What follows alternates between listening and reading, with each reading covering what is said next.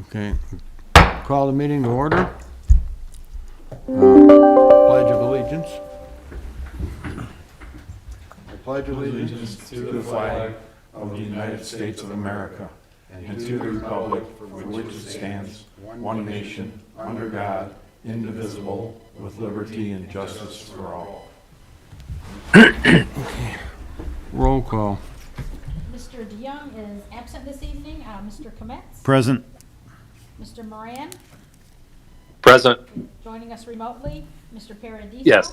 Present. Mr. Janowick? Present. Chief Flores? Here. Chief Willman? Here.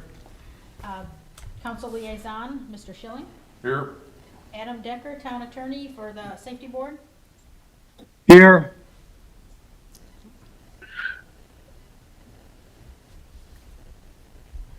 Okay, approval of minutes. I need a motion for the approval of the minutes for October 19th, 2020 meeting.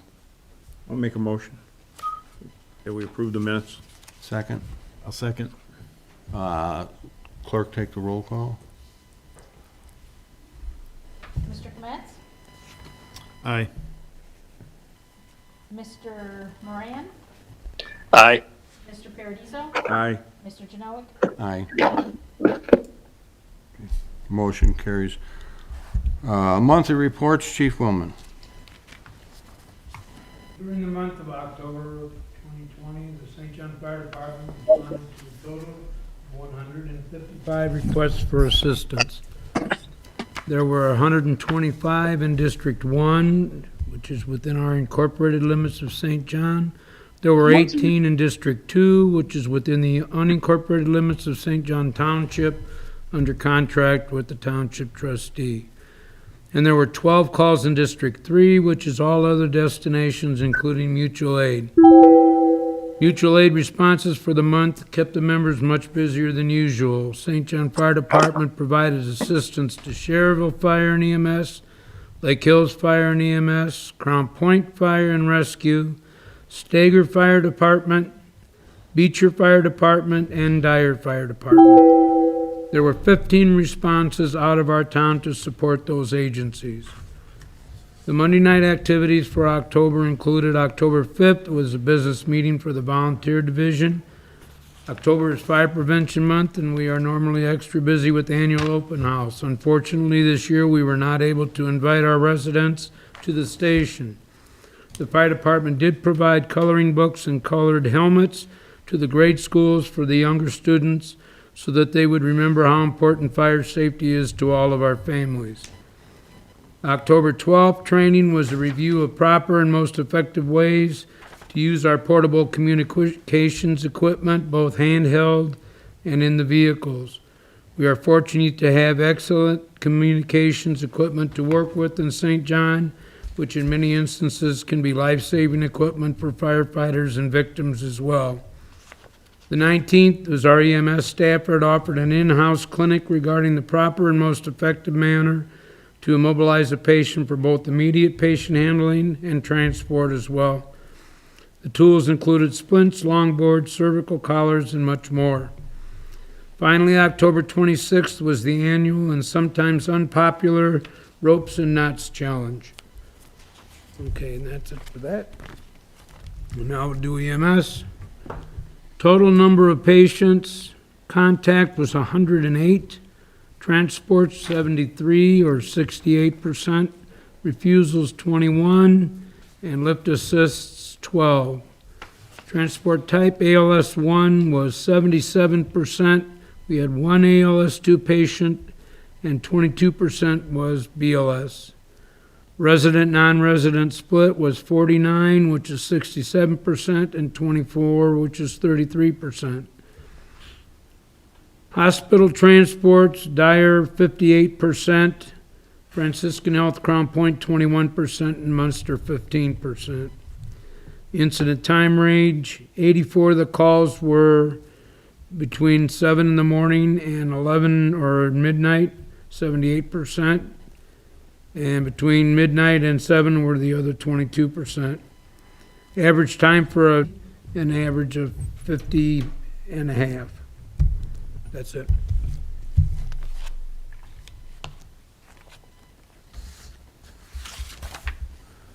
Chief Flores? Okay, from October 1st, 2020 through October 31st, 2020, the members of the St. John Police Department logged 24,208 miles and responded to 708 law incidents.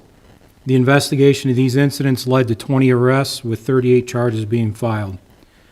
There were 172 traffic citations issued, along with 298 written warnings, for a total of 470 citations being issued during the month.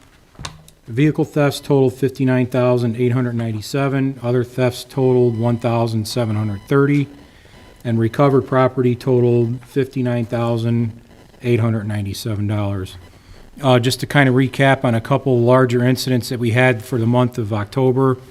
I spoke with a couple of the safety board members who were out with our event this past Saturday, the Toys for Tots. First one, we were out doing a crime suppression saturation patrol that I discussed with the board in previous months with several other law enforcement agencies in Lake County. We were out, I think it was October 29th, I believe, was the date. So that night, Munster Police ended up having a carjacking. Prior to that, these two individuals that were responsible for that were in Hammond, did a carjacking there, and I believe they shot at somebody, or somebody was shot in that carjacking, one or the other. And they ended up going to Chicago in the stolen car that they took from Munster.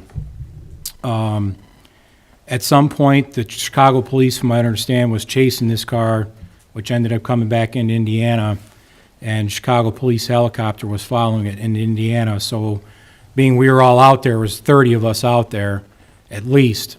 We found the car, and it ended up being the car that was carjacked in Munster. We got into a short pursuit with the vehicle in Hammond on 8094, and ended up crashing into one of our squad cars. There was no injuries. It was kind of a low-impact crash. The car was able to fix. The officers were fine. There was no injuries whatsoever. The two suspects in the car bailed out. They tossed a gun, which was recovered in the ditch area where they ran from. And then once we pulled the car out of the ditch, there was a fully loaded AR-15 in the car and another handgun. So we got both of them into custody. It was a huge case. The officers did a phenomenal job in that case, and they took two very bad individuals off the street that night that obviously had no worries about shooting at people at all, because they had already did it. So it was a good case, and we got several charges filed on those two individuals from multiple agencies. And then the last case, I'm sure some of you heard, we had a shooting back, it was like Halloween night, or the night right after, or the night before. Anyways, there was a 16-year-old girl going home from her boyfriend's house here in town, heading home to her home in Crete. And as she was driving near the 101st and Calumet, there was an individual on a bicycle that shot at her car, struck her car 5 times. One of the bullets came through the driver's side window, pretty much went right in front of her face and hit the passenger side door. So then that night it happened, a detective was called out, they did some investigating, figured out that the possible suspect was in the Always Open gas station. Long story short, the following night, he ends up coming back to the gas station clerk calls us, says, hey, I think that guy that you think did the shootings back at the gas station, take him into custody, matched the description of the shooting suspect. He had ammunition on his person that matched the ammunition that was found at the scene of the shooting. And then later on that day, we did a search warrant at the house. There was no gun recovered there. However, when they did a search with the dog in the area over there, an article search of where the shooting took place, a .22 caliber pistol was located right down the street from where the shooting took place. So we obviously recovered that and doing ballistics testing on it, which we're pretty certain it's going to match what we recovered from the scene. So we're able to get charges filed on that individual. And the police work that went into both of these cases and by the detectives and the officers involved was impeccable. It was an outstanding job by everybody.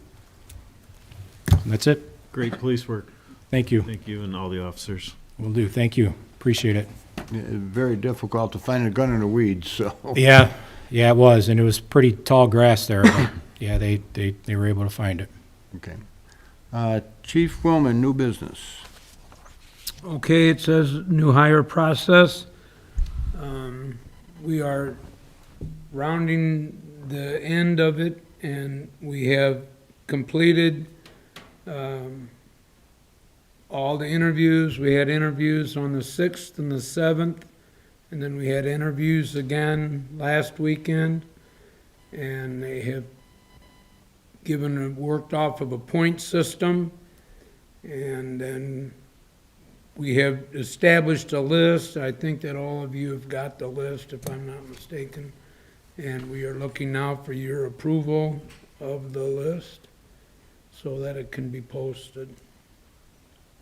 I'd like to make a motion that we approve the list that was put together by the fire department and make this list effective today, as they have exhausted the old list and all people on the old list have been contacted and have either accepted or rejected jobs.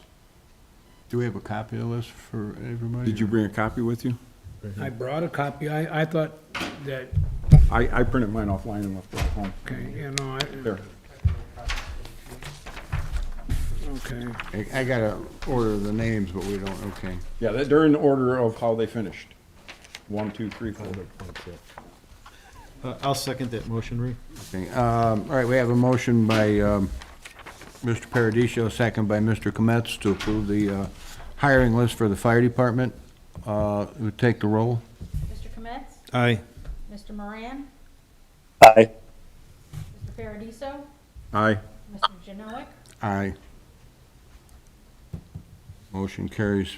Before we go on, I'd like to say one other thing. I sat in on this whole process, and I'd like to commend Chief Willman and Battalion Chief Leduc for the job they did in such a short time putting this together. They did a phenomenal job. Beat me to it, because I wanted to thank you and Mr. Young also for being there, but everybody. This was a group effort. We felt all along that we had support from the entire commission, and that's what gave us the energy and courage to keep going right through it. So we set a great precedent this time, and I hope that it never changes. I have one. Okay, Chief, request the Ri- purchase. I'm sorry. Rich, Rich? Pat Moran here. Yes, sir. Do we need to sign that list like we did with the police department? Well, that's what List? I was gonna find out. I believe we could probably approve it, and we'll still have to sign it. Okay. Okay. Anybody else? All right, Chief, you got request to purchase? Yeah, I got a boatload of them. I'm gonna run through these. I guess it would be faster, even though it might be a little more boring, just to do them one at a time so that we don't have to go back and review them again. I just want to preface this just a little bit.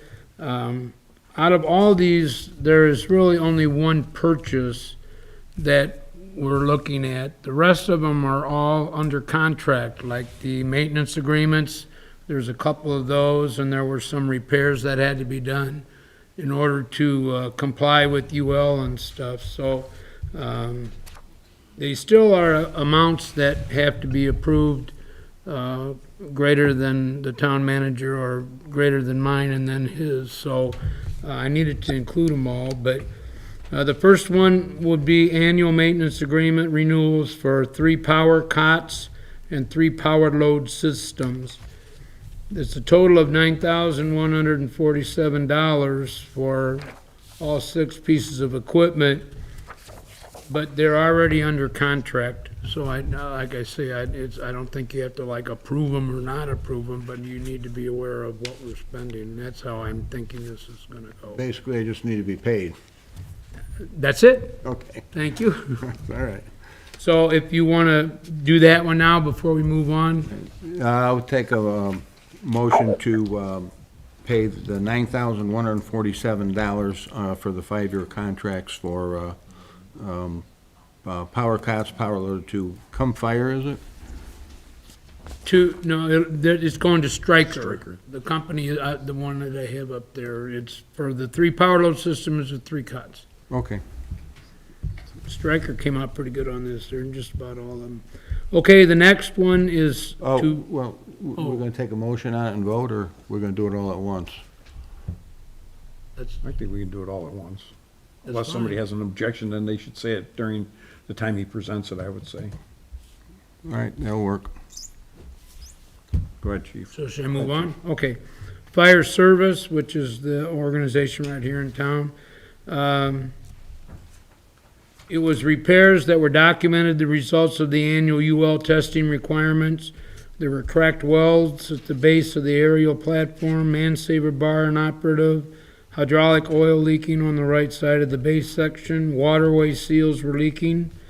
This is a total of $9,841, but while they were in there, they also included replacing the parking brake valve test and the parking valve and retest. That was replaced due to a failure. This also included replacing the auto eject components, which were due to a failure. So this would go to Fire Service for $98.41. And I'd like to add, I never really brought it up before, we did score in a 4 in the ISO rating this year, which is super for us. That's good. We did the last time too. Last time was the first one, but it was hard to sometimes get those back. Let me see if that goes with that. Yeah, that one is then 98.41.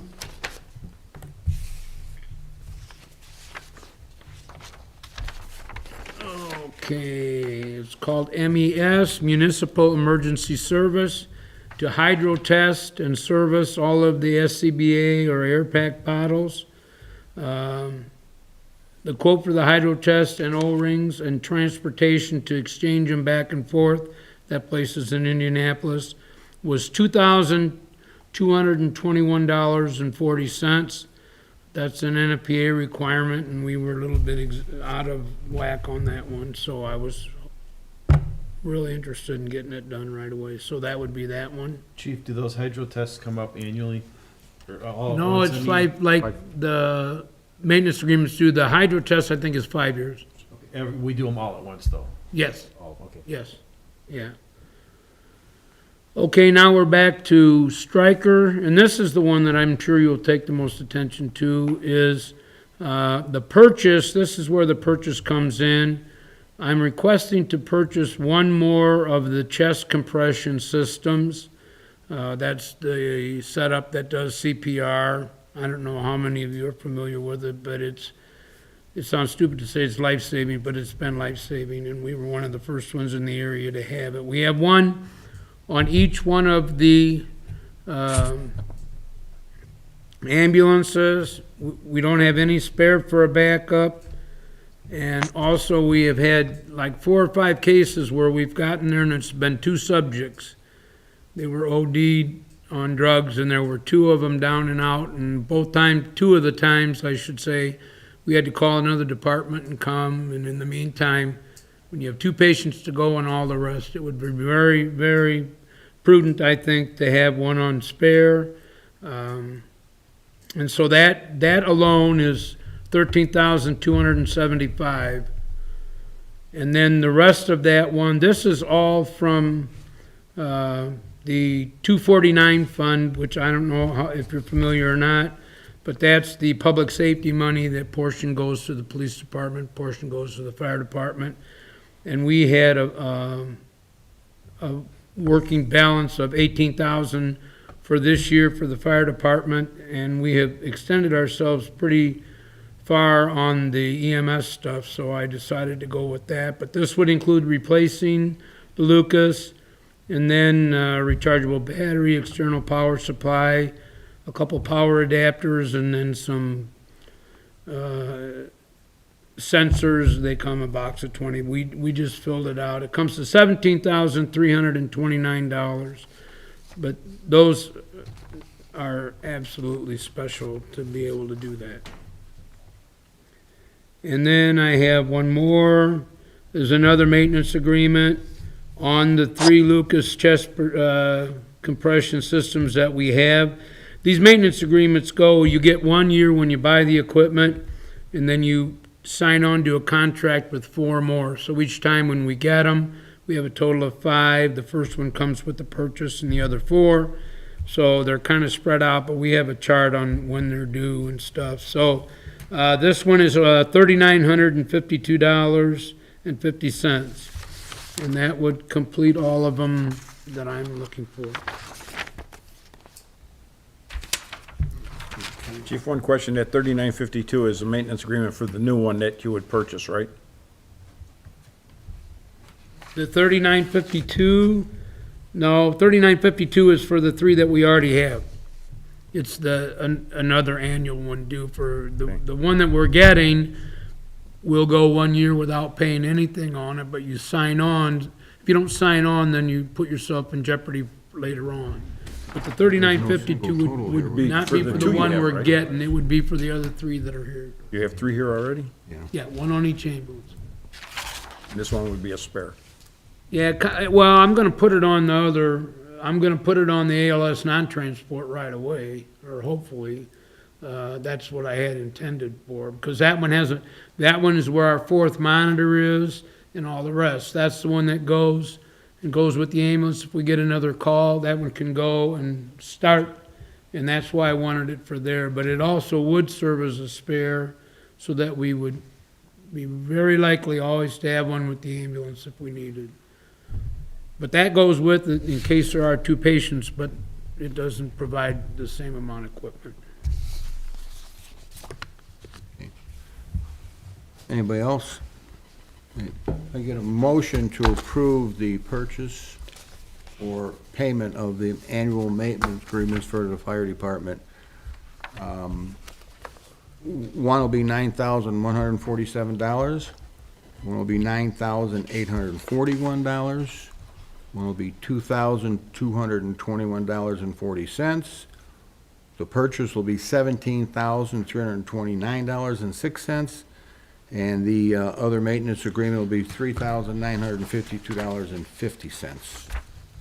And a motion to pay. I'll make a motion to approve this. All right, we have a motion second. I'll second that. All right, roll, please. Mr. Clement? Aye. Mr. Moran? Aye. Mr. Paradiso?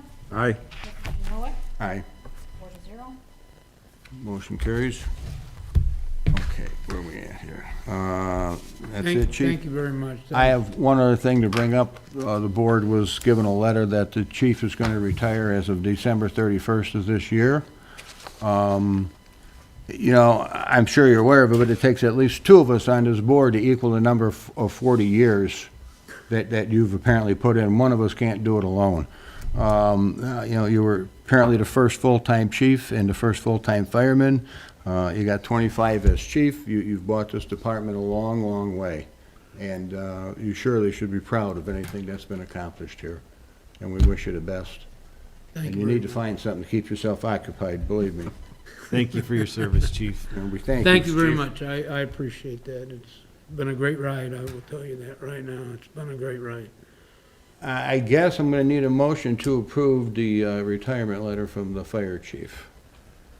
No, I'm going to deny that. I'd be happy to make that motion, Mr. President, to accept the retirement request of Chief Willman for his 40 years of fantastic service to the town of St. John. I have a motion. Second. Motion, Mr. Moran. Second, Mr. Paradiso. Roll call, please. Mr. Clement? Aye. Mr. Moran? Aye. Mr. Paradiso? Aye. Mr. Genoa? Aye. 4-0. Motion carried. Thank you. Okay. Chief Flores? I don't really have anything other than one thing. I just want to congratulate Chief Willman on his retirement. Chief Willman and I have worked together pretty closely for several years, not only in my capacity as a police officer, but I was on the Lake Hills Fire Department, assistant chief there for 14 years.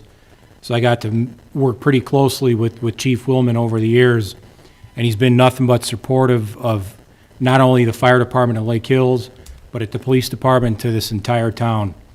And the town of St. John was lucky to have you for the 40 years that they did. So thank you, Chief. Thank you, Steve. I believe there's no public comment. Motion to adjourn. I'll make the motion to adjourn. Motion- Second it? Roll, please. Mr. Clement? Aye. Mr. Moran? Aye. Mr. Paradiso? Aye. Mr. Janela? Aye. Motion carries. Meeting's adjourned. So just to make sure I can post this list now, right? Yes, Okay, great. And thanks again for all your support on that. no problem, Chief.